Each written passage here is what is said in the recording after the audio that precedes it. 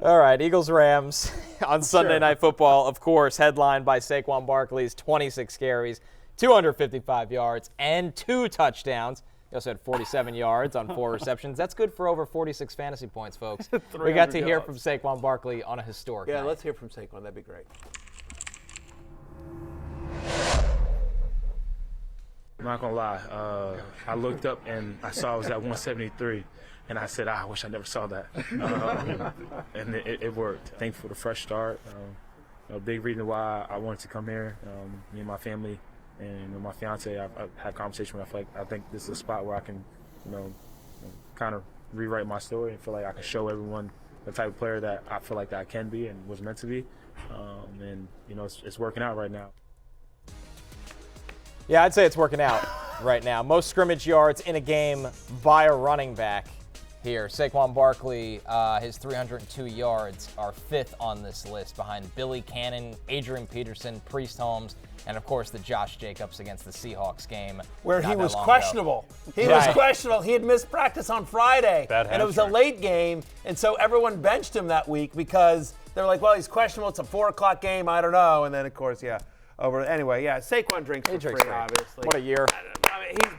He's been nothing short of phenomenal as well. By the way, I'm in a dynasty league. As long as we're talking about how down bad I am, I'm in a dynasty league that I've been slowly constructing a roster, and this is the year, right? And so I'm currently in first place, but I won't be after tonight's games, where McCaffrey did nothing for me and everything like that. But one of my main competitors in this league, I'm not going to mention anyone else in the league because they're all public figures. You guys know them.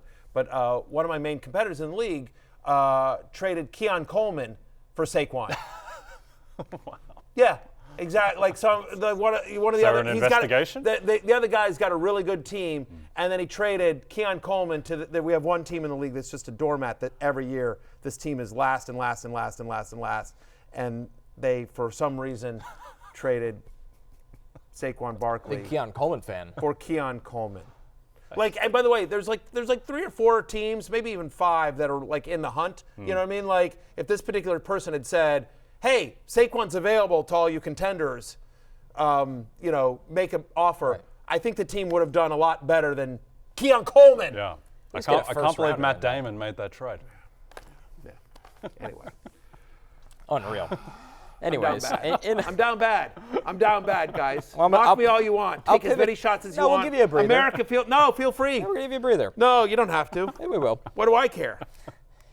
Can he win MVP, Jay, in all seriousness right now? Because I know 2 weeks ago people would probably laugh at that remark. And I was laughed at. I was said this is something that you literally brought up. There's his NFL MVP odds movement right here. Yep. So he started the season naturally at 150 to 1. When we talked about it last week, he was 40 to 1, and now he is plus 500. He's the 3rd favorite for MVP behind Josh Allen and Lamar Jackson. Saquon was vaulted above Jared Goff, Patrick Mahomes, all the other quarterbacks. I think he can win, and there's a few reasons why. One, now it's started. Now the train. Everyone today is talking about Saquon MVP. Can he do it? So it's entered the discourse early enough. And here's the key for me. Next week, while he's now at the peak of this kind of volume for his candidacy, he plays Lamar Jackson in Baltimore next week, which when you're a long shot, you want that variance. You want the leverage. If he goes into Baltimore, number 1 rushing defense, if he lights up the Ravens and beats them, I think that might just finish off Lamar. Saquon then, I think it's just Josh Allen just needs to fall over. So I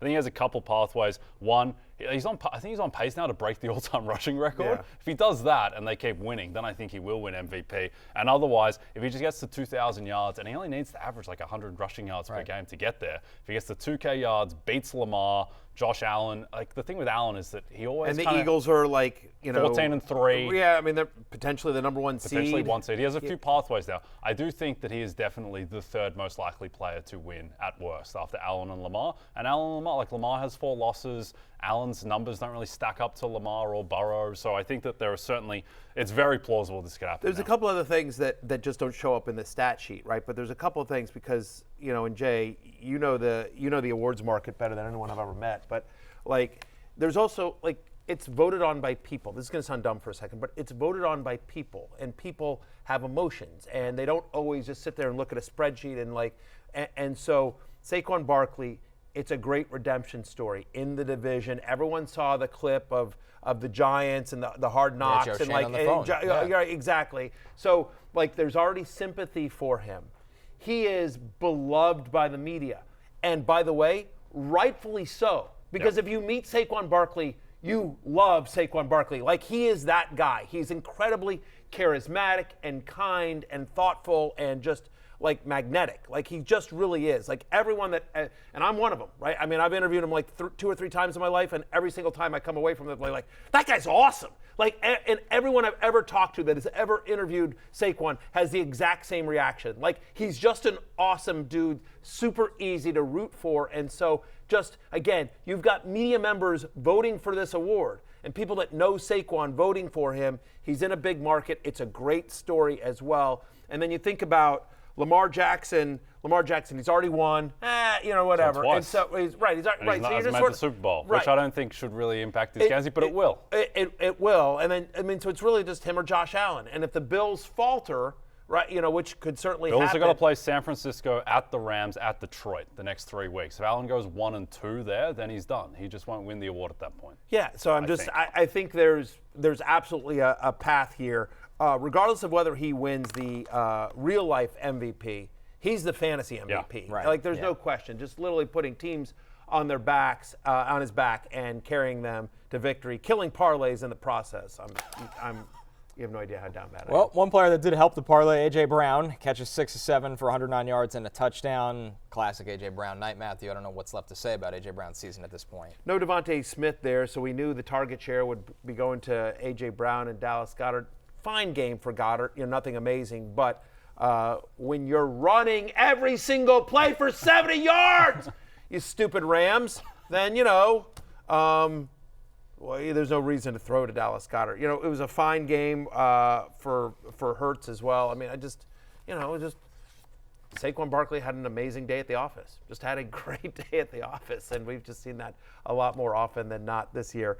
Here's the last thing I'll say on Saquon. This is insane, and we talked about this, I think, on Fantasy Football Pregame as well. Or maybe we talked about it on Friday's show. But again, shout out to my guy Ian Hartitz at Fantasy Life. But he brings up this stat that Ian every week does what's called the Sheesh Report, which is just about the players that either got a touchdown called back by penalty, or down at the 1 yard line, out of bounds at the 1.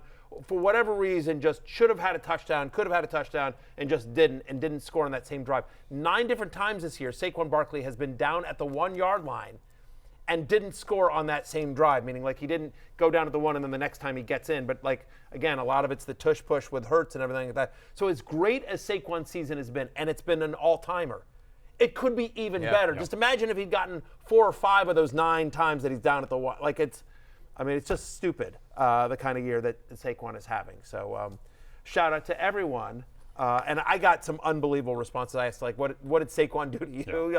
Yeah. Like, show me where it hurts. And, like, just some of the responses on social media. The team without a defense and a kicker. And Yeah, there was one team that, like, for I guess probably a bye week issue, didn't start a tight end, a defense, or a kicker, and still because of Saquon, beat the other team by like 50.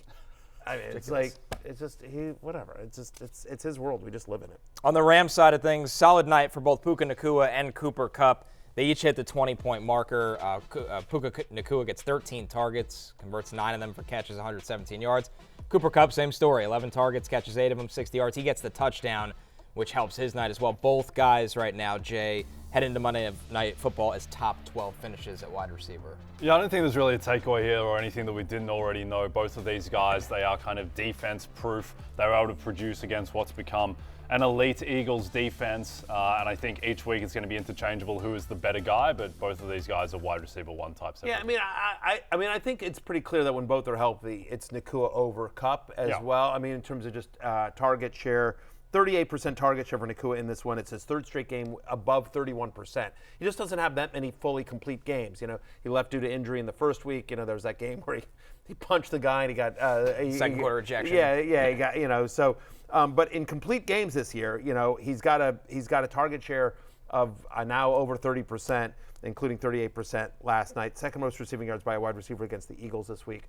Kupp's night got bailed out by that last-second touchdown, kind of junk time. But again, for our purposes, every single week, you're starting Cooper Kupp, you're starting Puka Nacua, you're starting Kyron Williams. Nice to see him get in the end zone after, about a month of a dry spell there for Kyron Williams. And that's about it for the Rams.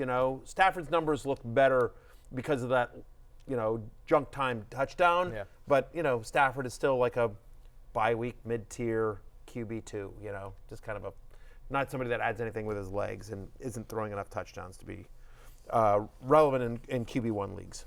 Hey, it's Matthew Berry from NBCSports.com and Rotoworld.com, and I want to thank you so much for watching whatever it is you just watched, or if nothing else, being too lazy to click out of the autoplay after this video started, after whatever it is you actually wanted to watch finished. But now that you're here, I'd like to take a moment here to ask you respectfully now, okay? I'm asking you respectfully to subscribe to the NFL on NBC YouTube channel. You'll get the latest Roto-World fantasy news headlines, all sorts of great shows, including my own Fantasy Football Happy Hour. So go subscribe now. Again, I'm asking respectfully.